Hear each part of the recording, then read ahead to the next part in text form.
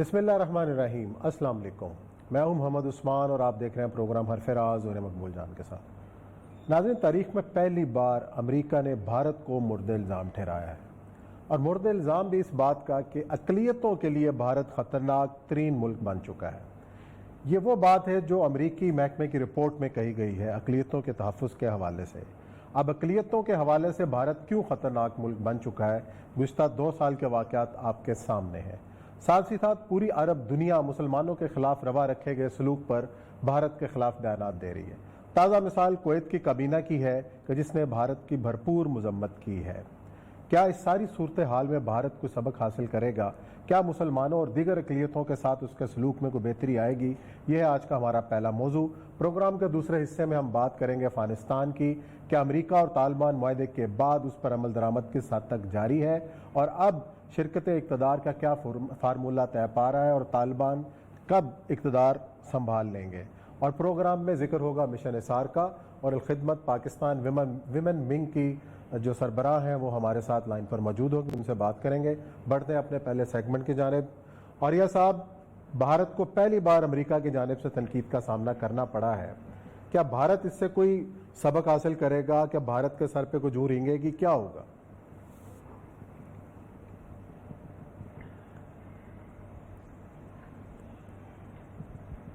جی، اور یہ صاحب، آپ کو آواز میری آ رہی ہے؟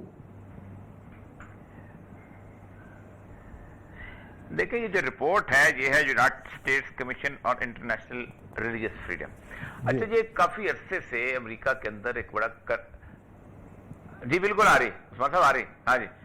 یہ بیسیکلی جو رپورٹ ہے یہ ہے United nations commission on international religious freedom کی رپورٹ ہے، اور یہ رپورٹ جو ہے یہ اصل میں کافی عرصے سے امریکہ کے اندر ایک لابی تھی کہ جنہوں نے اس کمیشن کو قائم کیا تھا کہ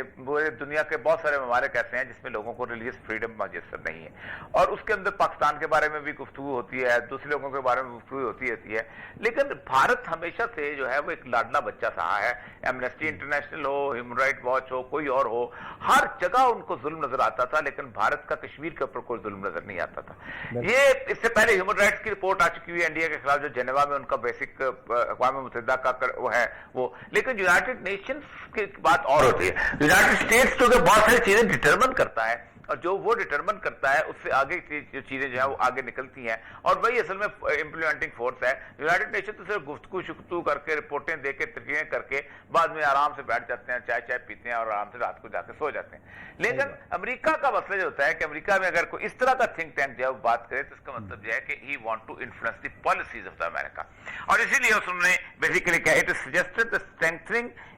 the US embassy and consulate engagement with the religious communities and local officials and the police in India, especially in the regions impacted by the religious motivated violence۔ وہ کہتا یہ ہے کہ امریکہ کے جو ایمبیسی ہے انڈیا کے اندر، اس کو خاص طور پہ یہ ذمہ داری دی جائے کہ وہ لوگ، وہ علاقے کہ جہاں پر خاص طور پہ مسلمانوں کے اوپر ظلم ہوتا ہے اور جہاں پر ریلیجیس وائلنس بہت زیادہ ہے اور جہاں عیسائیوں کے اوپر ظلم ہوتا ہے، وہاں پر وہ پولیس کے ساتھ بھی کوآرڈینیٹ کریں اور باقی لوگوں کے ساتھ کریں اور اس کو رکوانے کی کوشش کریں۔ یہ ایسا ایک ایشو ہے کہ جس کو پتہ نہیں ٹرمپ مانتا ہے یا نہیں مانتا ہے، یا انڈیا نے تو آج ریجیکٹ کر دیا، ظاہر بات ریجیکٹ ہی کرنی تھی، لیکن ایک بات بڑی طے ہے کہ دنیا پوری کے اندر انڈیا کے معاملے میں اندر بالکل رخ بدل رہا ہے۔ انڈیا میں بارے عموماً تصور پایا جاتا تھا کہ انڈیا ایک بہت بڑی ڈیموکریسی ہے، انڈیا کے اندر multi cultural, multi ethnic, multi religious قسم کے لوگ رہتے ہیں، اور یہ وہ لوگ ہیں کہ جو کہ ظاہر بات ہے کہ کہیں نہ کہیں کسی نہ کسی طریقے پہ انڈیا ان کو لے کے چل رہا ہے، اور یہ فروٹس آف ڈیموکریسی ہیں۔ لیکن اسی فروٹس آف ڈیموکریسی جو ہیں، جو کہتے ہیں کہ جمہوریت کا جو پھل ہے وہ پھل اتنا کڑوا نکلا ہے کہ اس کی کوکھ میں سے ایک زہریلا قسم کا تما جس کو کہتے ہیں، یا تھور جس کو کہتے ہیں، وہ پیدا ہو گیا ہے، اور وہ تھور جو ہے وہ بی جے پی ہے، اور اس کا سربراہ جو ہے وہ اس وقت نریندر مودی ہے۔ اور اس سے نریندر مودی کا کوئی تعلق اسلح نہیں ہے، اس لیے کہ نریندر مودی سے ایک مورا ہے۔ پورے کے پوری بی جے پی کے جو موومنٹ ہے، اور جو آر ایس ایس کی موومنٹ ہے، جو ہندوتوا کا تصور ہے، وہ ایک وائلنٹ موومنٹ رہی ہے۔ اب جب بجرنگ دل کا جو حصہ ہے، یا راشٹریہ سیوک سنگھ کا جو حصہ ہے، یا ایک زمانے میں آپ کو یاد ہوگا کہ میں نے کئی دفعہ ذکر بھی کیا ہے کہ سنگٹھن کی ایک تحریک چلائی گئی تھی جو کہ کہتی تھی کہ اگر جو مسلمان جو ہے جو ہو گیا ہوا ہے کوئی لوکل ذات کا آدمی تو اس کو واپس لانا چاہیے۔ واپس تو لائے گی شدی کی تحریک، لیکن اگر وہ نہیں مانیں گے تو ہم بزور طاقت ڈنڈے مار کے, گولیاں مار کے, قتل کر کے ہم ان کو واپس لے کے آئیں گے. تو سنگٹھن کی جو تاریخ کی اس کا ایک نیا روپ جو ہے وہ یہ نکلا ہے, جس کو ہم کہتے ہیں اس وقت آر ایس ایس یا اب بی جے پی جو اس کا پولیٹیکل فیئر. لیکن یہ کس حد تک کارگر ہوتی ہے, کیا ہوتا ہے اس رپورٹ کا؟ یونائٹڈ نیشنز جو ہے, یونائٹڈ اسٹیٹس جو ہے, اس کے اندر اس طرح کی رپورٹیں آتی تو رہتی ہیں, لیکن ایک بات بتاؤں, افیکٹو بہت ہوتی ہیں. صحیح. آپ دیکھیں جس دن سے بی ایل اے کو انہوں نے دہشت گرد تنظیم قرار دیا ہے, آپ سوچ سکتے ہیں کہ بلوچستان میں جائے پناہ نہیں ہے, بلوچستان کے باہر بھی جائے پناہ کوئی نہیں ہے ان لوگوں کی جو انسرجنسی کہتے ہیں. اور اس وقت سے انسرجنسی میں بلوچستان میں کمی بھی آئی, کیونکہ وجہ یہ ہے کہ جس وقت امریکہ میں ایک چیز چل پڑے اور امریکہ جو قرار دے دے, اب تو پھر اس کا ہوتا یہ ہے کہ باقی چھوٹے چھوٹے ملک ہیں امریکہ کی ناراضگی مول نہیں لینا چاہتے. ظاہر بات ہے یورپ کے ممالک جو ہیں جو اکنامکلی بہت ڈیپینڈنٹ ہیں اس کے اوپر, اور بہت زیادہ ملیٹریلی بہت ڈیپینڈنٹ ہیں, نیٹو کی فورسز وہاں نکل جائیں تو کیا کریں گے وہاں میں, آپس میں اگر لڑائی شروع ہو جائے تو ان کی لڑائی جو نہیں سنبھل پائے گی. پورے کا پورے یورپ ایسی تو ہے جیسے لاہور سے پنڈی چلے آپ 3 ملک گزر جاتے ہیں. یعنی آپ پیرس سے چلیں اور ایمسٹرڈم پہنچتے پہنچتے بیچ میں سے آپ کو اس کا کونا برسلز کا وہ علاقہ جو ہے بیلجیم وہ بھی نکل جائیں گے, اور اس کو آگے جا کے نیدرلینڈ پہنچ جائیں گے, اور 2-2.5 گھنٹے کا سفر ہے سارے کا سارا. تو اصل مسئلہ یہ ہے کہ وہ ملک چھوٹے چھوٹے جو ہیں وہ اپنی فورسز کو اس طرح نہیں انگیج کر سکتے اگر ان کا کانفلکٹ آئے, کیونکہ ہر 2 قدم پہ تو گھر ہیں, باؤنڈری لائن کے اوپر شاندار گھر اور کالونیز اور پتہ نہیں پاس میں, تو امریکہ کے وہ محتاج ہیں. تو اگر امریکہ کی یہ جو رپورٹ ہے جو میں یہ پڑھ رہا ہوں, اس رپورٹ کے اندر اصل وہ اگر کر لیں تو اس پہ ہم درامد کر لیں اور اس کو ایک نیشنل پالیسی کے طور پہ جسے کہتے ہیں انڈیا کو اپنا مائنڈ سیٹ بتا دیں, تو اتنا مجھے پتا ہے کہ انڈیا میں اگرچہ کہ وہ کریں گے کچھ نہیں, کیونکہ اس وقت دیکھیں امریکہ کے سے زیادہ انڈیا کو جو سب سے زیادہ جو ہے اس وقت احساس کرنا چاہیے وہ ہے عرب ممالک, جہاں اس کے لاکھوں لوگ اس وقت بیٹھے ہوئے ہیں. آپ اندازہ کریں کہ عرب ممالک میں ایک لہر دوڑی ہوئی. ابھی ٹرکی میں پچھلے ابھی کل کے جو کیا ہے کہ ٹرکی میں انہوں نے جو ایک موومنٹ شروع کیا ہے کہ انڈیا میں باقاعدہ مسلمانوں کو ٹارگٹ کیا جا رہا ہے as a Muslim nation, as a Muslim امہ. تو انہوں نے کہا ہے کہ اس کے اوپر ایک بہت بڑی انہوں نے عربوں کی جن میں قطر باقی لوگ شامل تھے ان کو بھی اکٹھا کیا, اور ایک موومنٹ بلڈ ہو رہی ہے. اور اگر وہ ایک ہی دفعہ یہ کہہ دیں کہ اپنے مزدوروں کو واپس لے جاؤ, ہم جہاں سے مرضی لے کے آئیں گے, تو انڈیا میں تو طوفان برپا ہو جائے گا, 1 سیکنڈ میں طوفان برپا ہوگا. اور وہ سارے وہ لوگ ہیں کہ جو وہاں جا کے مزدوریاں کر رہے ہیں, وہاں رہ رہے ہیں. اور سب سے بڑی بات ہے کہ انڈیا کی ایک اور عجیب بات ہے کہ انڈیا جو ہے وہ ہائی چیف ایگزیکٹو لیول کے اوپر لوگوں پر بیٹھے ہیں, کیونکہ ظاہر بات ہے انڈیا نے ایک طویل عرصہ جو ہے وہ بہت زیادہ انویسٹ کیا تھا اس کے اوپر آئی ٹی سیکٹر کے اندر, اور آئی ٹی سیکٹر جو ہے انہوں نے اس کو مناپلی بنایا تھا. یہی اسی وجہ ہے کہ حیدرآباد کے اندر 2 سلیکن ویلیز ہیں جہاں وہ لوگ کام کرتے ہیں, اور سارے کا سارا آئی ٹی کا جو بزنس وہیں پر ہوتا ہے. تو اصل مسئلہ یہ ہے کہ یہ رپورٹ کتنی بھی ہم غیر جانبدار ہو جائے, کتنی بھی ہم کہیں کہ اپنا غیر مؤثر ہو جائے, کتنا بھی کہیں اس میں ٹیتھ نہیں ہے, اس کے باوجود بھی یہ ایک بیسیکلی رائے عامہ کو ہموار کرتی ہے امریکہ کے اندر. اور امریکہ کا رائے عامہ جو ہے وہ بہت لائلق قسم کا رائے عامہ ہے. واشنگٹن پوسٹ اور نیو یارک ٹائم اس کی ہوا جس طرح پھیلانا چاہیں وہاں چلا دیتے ہیں. امریکہ میں ایک کامن مین ہماری طرح زیادہ پڑھتا نہیں ہے. پاکستان میں لوگ زیادہ پڑھتے ہیں, پاکستان میں لوگ زیادہ سیاست کو جانتے ہیں, پاکستان میں لوگ زیادہ جو ہے سیاسی گفتگو اور ڈسکشن کرتے ہیں. جس طرح کے ٹاک شو پاکستان میں ہوتے ہیں, امریکہ میں اس کا تصور سوچا نہیں جا سکتا. وہاں جس طرح کی نیوز چلتی ہیں, آپ سوچتے ہیں صبح سے لے کے شام تک نیوز چل رہی ہیں, یہ کیا ہوگا ٹرک کے نیچے آ کے بلی مر گئی, یہ کیا ہوگا یہ بچے جو ہے اس کا ہاتھ اس کے اندر آ گیا اور ساری کمیونٹی اکٹھی ہو گئی, انہوں نے ہاتھ اس کو نکالا, یہ فلاں ورکر نے یہ کام کر دیا, اور تھوڑا بہت کسی نہ کسی حد تک کوئی اور چیزیں ڈسکس ہو جاتی ہیں بڑے لیول پہ, یا کانگریس کی میٹنگ یہ وہ. یہی وجہ ہے کہ وہاں کا جو کامن مین ہے وہ سیاست کے اندر, سیاسی معاملات کے اندر سیاسی سوچ رکھنے کے لیے ان 3-4 اخباروں اور کچھ میڈیا ہاؤسز کا محتاج ہے. اور یہ اس وقت پوری دنیا کی جو ہیڈ لائن بنی ہوئی ہے, اس کا مطلب یہ ہے کہ انڈیا کے بارے میں ایک تصور ضرور ابھرا ہے. اور یہ انڈیا کی بدقسمتی ہے, جتنا نیگیٹو پریس جو ہے اس وقت انڈیا کو مل رہا ہے کسی اور ملک کو نہیں مل رہا. اور وہ سمجھتے یہ ہیں کہ انڈیا جو ہے ایک ایسی ڈیموکریسی بن کے ابھر رہا ہے کہ جو ہو سکتا ہے کہ کل کو ڈیموکریسی کے نظام کو خطرے میں ڈال دے. بالکل خطرے میں ڈال دے گا, لیکن اصل جو چیز ہے اوریہ صاحب, میجورٹی ہے بالکل اصل جو چیز ہے اوریہ صاحب کہ وہاں کے مسلمان وہ مسلمان جو قیام پاکستان کے وقت جنہوں نے کانگریس کا ساتھ دیا، مولانا ابوالکلام آزاد کا ساتھ دیا، اور جو پاکستان بنانے والی قوتوں کی کھل کے مخالفت کی اور اب تک کرتے رہے، سیکولرزم کے ساتھ چمٹے رہے، آج ان کے لیے کیا آپشن رہ گئی ہے؟ وہ بیچارے اب خاص طور پہ دارالعلوم دیوبند کے حوالے سے جو پوری کیمپین شروع کی گئی، تبلیغی جماعت کے حوالے سے جو کیمپین شروع کی گئی ہے بھارت کے اندر، یہ ذرا وہی لوگ تھے کہ جو اس وقت کے دور کے اندر پاکستان بنانے کے بھی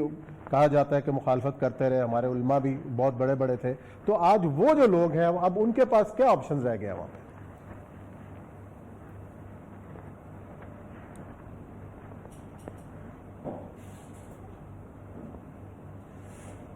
جی عاریہ صاحب، دیکھیں جس وقت یہ بنسبت پاکستان کی تقسیم ہو رہی تھی تو علماء ہمارے دو حصوں میں بٹ گئے تھے. جو تمام کے تمام بریلوی اور مشائخ تھے، وہ مشائخ اور بریلوی سارے کے سارے جو تھے یہ تو تھے پاکستان میں قائد اعظم کے ساتھ. اور آپ اندازہ کریں کہ انہوں نے باقاعدہ ایک کنونشن کیا تھا جو کہ 1947 میں ہوا تھا، اور انہوں نے کہا تھا اگر مسلم لیگ پاکستان کے مطالبے سے کل دستبردار بھی ہو جاتی ہے تو ہم یہ پاکستان بنائیں گے. دوسری اہم ترین چیز یہ تھی کہ باقی جو ہے دیوبند میں سے کچھ حصہ جو تھا وہ قائد اعظم کے ساتھ آ کے مل گیا تھا، جن میں سے شبیر احمد عثمانی وغیرہ سے وہ موجود تھے. ایک اور تھے آل انڈیا شیعہ کانفرنس جو تھی، انہوں نے مکمل طور پہ کانگریس کا ساتھ دیا تھا اس وقت، اور وہ انہوں نے کہا تھا کہ نہیں کیونکہ لکھنؤ ہمارا سینٹر ہے تو ہم اس کو یہاں سے چھوڑ کے نہیں جا سکتے. اہل حدیثوں نے اس وقت ساتھ دیا تھا قائد اعظم کا. تو اس طرح صرف ایک نہیں ہے کہ چند علماء دیوبند جو تھے کچھ حصہ کے وہ رہ گئے تھے وہاں. اور ابوالکلام آزاد، لیکن چونکہ وہ بہت پاورفل شخصیات تھیں، اسامہ مدنی تھے، ابوالکلام آزاد تھے اور اس طرح کے لوگ تھے، تو اس لیے لوگ سمجھتے تھے کہ شاید سارے کے سارے علماء جو ہیں وہاں چلے گئے. لیکن جو وہاں رہ گئے تھے وہ آج بہت تکلیف میں ہیں، اتنی شدید قسم کی تکلیف میں ہے کہ آپ سوچ نہیں سکتے. آج سے وہ نہیں، پاکستان کے میڈیا کے وہ اینکر جو آج سے 5 سال پہلے، کون سا اینکر ہے جس نے ابوالکلام آزاد کی تقریر نہ چلائی ہو، اس کی پیشگوئیاں نہ دکھائی ہوں، اس کی پیشگوئیوں کو ٹاک شو نہ کیے ہوں، اور خاص طور پر یہ ثابت کرنے کی کوشش کی ہو کہ اس وقت پاکستان نے بہت بڑی غلطی کی تھی مسلمانوں نے، آج ابوالکلام آزاد کی بات مان لیتے تو ہم اکٹھے ہوتے اور آج ہم پرامن ہوتے، پرسکون ہوتے. آج وہ ٹاک شو ان اینکرز کے منہ پہ مارنے چاہیے. آج وہ ٹاک شوز ان اینکرز کو دکھانے چاہیے اور ان کو بتانا چاہیے کہ کتنے شیلو اور کتنے بودے اور کتنے تم لو لیول کی سوچ رکھتے ہو کہ تم کو جو کہہ دیا جائے تو مچانے کے رو میں آ کے تم اس ابوالکلام آزاد کی اس کتاب کے تکرے ان کو لے کے چلتے رہتے ہیں. یہ ہے اصل کیفیت. آج وہ مسلمانوں میں سے کوئی ایک بھی ایسا نہیں کہ جو کہے کہ ابوالکلام آزاد نے اچھائی کی تھی. غلام مرتضیٰ ملک جو ہیں وہ ایک دفعہ کہا کرتے تھے کہ میں نے سعودی عرب میں ایک دفعہ درس قرآن دیا، اور وہ درس قرآن جہاد کے اوپر تھا. تو وہاں انڈین مسلمان جو تھے وہ بیٹھے ہوئے تھے، وہ کھڑے ہو گئے اور انہوں نے کہا کہ آپ کیا بات کرتے ہیں، آپ جہاد کی بات کرتے ہیں، آپ ہمارے لیے مسئلات بناتے ہیں، انڈیا نے جو کوئی کشمیریوں کے ساتھ کرتے ہیں بالکل ٹھیک کر رہے ہیں، سب کچھ ہو رہا ہے، انڈیا یہ سارے کے سارے آتنکوادی ہیں، انڈیا کو تباہ کر رہے ہیں. یہ اس وقت کی بات ہے جب یہاں پر پاکستان میں وہاں پر بھی ایک بہت دوستی کا ماحول بنا ہوا تھا. آج وہ انڈیا کے مسلمان کشمیریوں کا ساتھ نہ دینے کی سزا بھگت رہے ہیں. آج وہی ہو رہا ہے ان کے ساتھ جو کشمیریوں کے ساتھ، بلکہ کشمیری تو پھر متحد ہیں. کشمیری تو ایک علاقے میں ہیں، کشمیریوں کا تو ایک اپنی بستی ہے، کشمیری تو وہاں رہ پاتے ہیں. انڈین مسلمان تو ہر محلہ علاقہ اس میں دور سے نظر آتا ہے، اور رتھ یاترا بھی ان کے سامنے سے گزر رہی ہوتی ہے. مسلمانوں کو گالیاں بھی انہی کے محلوں میں جا کے ان کو سبزی بیچنی پڑتی ہے، انہی کے محلوں میں آ کے ان کو کام کرنا پڑتا ہے. وہ ترکمان بھی ہیں، وہ لوہار بھی ہیں، وہ مصری بھی ہیں، ہندوؤں کے گھروں میں. آپ کو پتہ ہے کہ ایک وانا ایسا آ گیا تھا کہ انڈیا کی جو اندر مسلمان عورتیں گھروں میں کام کرتی تھیں وہ اپنا نام کوئی شانتی رکھ لیتی تھی، کوئی اور سشمیتا رکھ لیتی تھی تاکہ اس کو کام مل جائے، بندی لگا لیتی تھی تاکہ کام اس کو مل جائے. چلے عاریہ صاحب یہاں بریک کا کہا جا رہا ہے، یہ تھا کہ مردوں ہاں بریک لیتے ہیں، بریک کے بعد آتے ہیں، پھر افغانستان کی صورتحال کا آج تفصیل سے ذکر کرتے ہیں کیونکہ کافی عرصے سے یہ معاملات جو ہیں ہماری نگاہوں سے اوجھل ہیں کہ خاص طور پر جو امریکہ اور طالبان معاہدے کے بعد وہاں پہ شرکت اقتدار کا اور قیدیوں کی رہائی کا جو معاملہ ہوا تھا وہ کس سٹیج پر پہنچا، اس پہ کریں گے بات بریک کے بعد.